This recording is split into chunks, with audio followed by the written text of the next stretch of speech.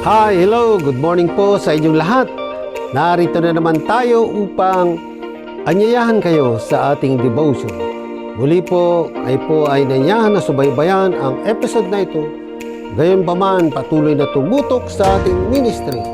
Si Jesus ang kasama. Maraming mapupulot na aral, maraming matututunan. Mababago ang inyong buhay kung ilalagay sa puso at isipan ang salita ng Diyos. Our topic today, Principle of Bountiful Sowing. Ito ang inyong devotional leader, Pastor Sunny de la Peña, nagsasabi, be happy!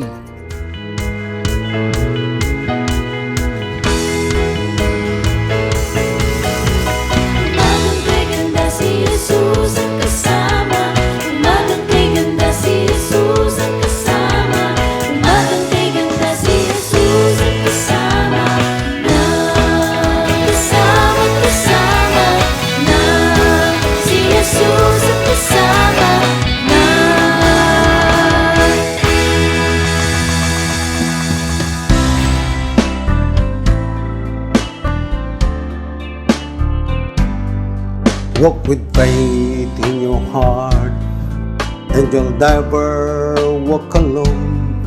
Walk with faith in your heart, the word is your own. You never will grieve if in Him you believe, and walk with faith in your heart. When the dreams that you dream seem to disappear from you, that's a time to fight on, and soon they'll come through. Lighten your load as you travel life's road, so walk with faith in your heart. Never troubles, just reach out for His hand. He's by your side, your constant guide, and quick to understand. You will find happiness if you let Him be your friend, and you'll find your success is just around the bend. Won't let you down, wear a smile, not a frown, and walk with faith in your heart. You will find happiness if you let Him be your friend, and you'll find that success is just around the bend. Won't let you down, wear a smile, not a frown, and walk with faith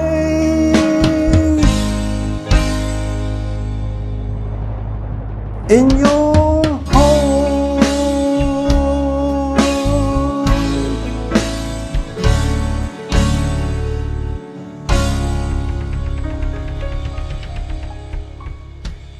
Yan, salamat po sa awiting makalangit.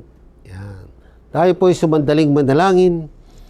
O Diyos na makapangyarihan sa lahat, buong puso akong nagpapasalamat sa buhay kalakasan na aking tinataglay. Dinadalangin ko ang mga sumusubaybay sa devotion ito, Lord. Ingatan at pagpalain sila sa kanilang buhay, O Panginoon. Ang buong pamilya, bigkisin mo sila ng mayamang pag-ibig na nagbubula sa iyo at ibuhos ang mayamang pagpapala sa kanila. Sa Diyos ang papuri at pasasalamat. In Jesus' name, Amen. Topic po natin, the principle of bountiful sowing. Ang text po from 2 Corinthians 9:6. Now this I say, he who sows sparingly will also reap sparingly. And he who sows bountifully will also reap bountifully. Ngayon ito ang sinasabi ko, ang naghasik ng kakaunti ay mag-aani rin ng kakaunti. At ang naghasik ng sagana ay mag-aani rin ng sagana. Sa 2 Korinto 9:6 nga. Good morning po sa mga kapananampalataya kay Kristo, gayon din sa lahat ng mga nanonood at sumusubaybay sa ating devotion. God is good all the time. Ang maghasik, ibig sabihin po, pagtatanim. So brothers and sisters in Christ, alam ni Pablo ang prinsipyo ng paghasik at pag-aani. Alam niya ang pagbubukas palad, nagbubunga ng higit na pagbubukas palad din.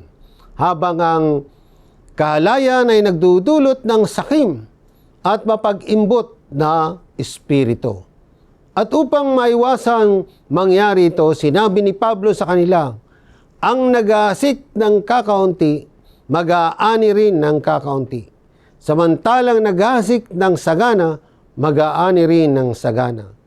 Ito'y isang prinsipyo na pantay na makikita sa natural na mundo. Gayun din sa loob ng espiritual na kalagayan, ang kasaganaan o sparsity ay isang ani ay direkta sa proportion sa dami ng itinanim.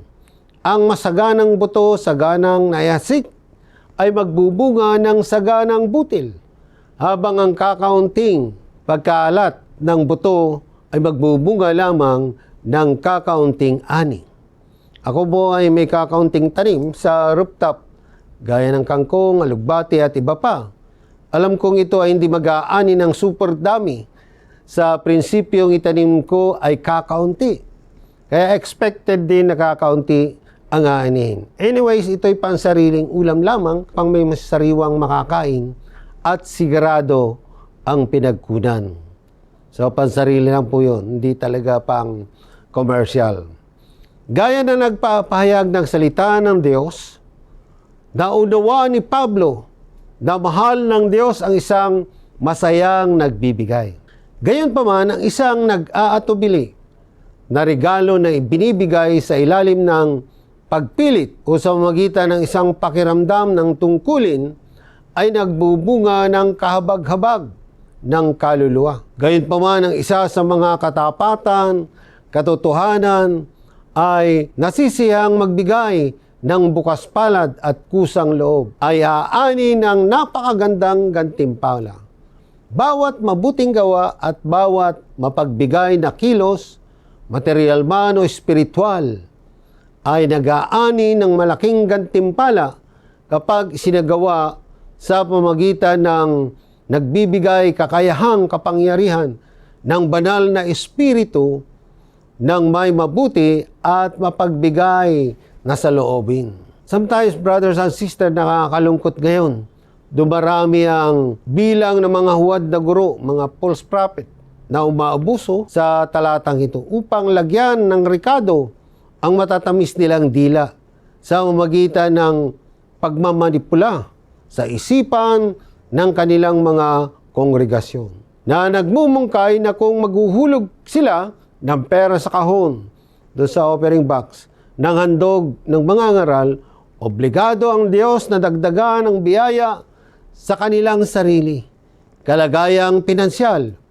Ang ganitong uri ng pagtuturo ng kaunlaran at ang kanilang mga kasamahang positibong pagpapahayag ay isang pagbaluktot ng katotohanan kontra sa turo ng Biblia at dapat na mahigpit na salungatin. Others insist that tithe is a biblical command for church members, which is results scarcity and disobeyed.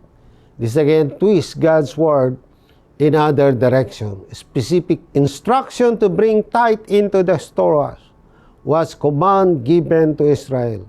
It was not given to New Testament church, although there is much teaching about godly generosity, gracious giving to others, and this passage, a principle of sowing and reaping.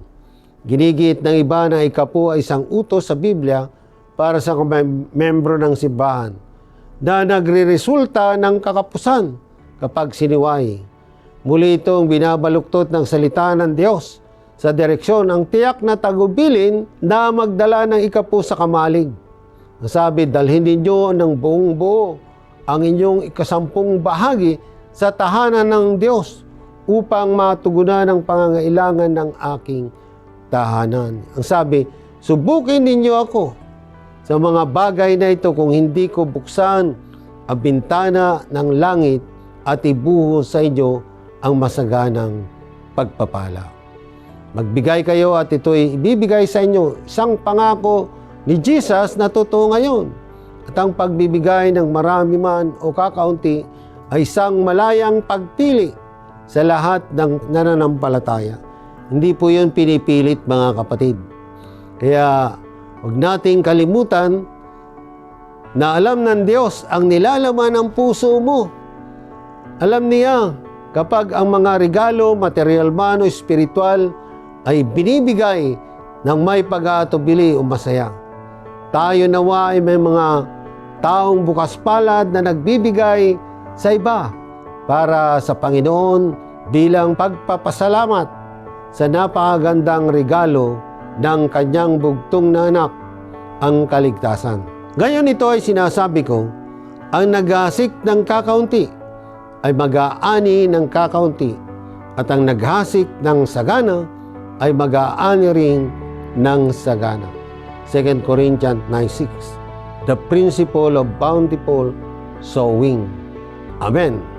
O shout out sa lahat ng nagdaraos ng birthday at wedding anniversary ngayong Friday, Saturday, and Sunday. Yan. Tayo po'y sumandaling manalangin. O Diyos na makapangyarihan sa lahat, aking dinadalangin, nilalapit sa iyo. O may mga kaarawan ngayong Friday, Saturday, and Sunday. Gayon din, may mga wedding anniversary. Gataan at pagpalain mo sila sa kanilang buhay at pangunahan at patuloy na ibuhos ang mayamang pagpapala, o Panginoon. Sa iyo ang papuri at pasasalamat in Jesus' name. Amen. So yun, brothers and sisters, pansamantala tayong nagpapaalam at magbabalik tayo sa susunod na Friday. Laging tumutok, sumubaybay sa Si Jesus ang Kasama. Subscribe and like para mapanood ninyo ang mga bagong videos at pindutin din ang bell button. Ito ang inyong lingkod, Pastor Sunny de la Peña, na nagsasabing, si Jesus ang kasama, kaya laging masaya. See you next Friday, hindi Sunday, Friday. Bye-bye!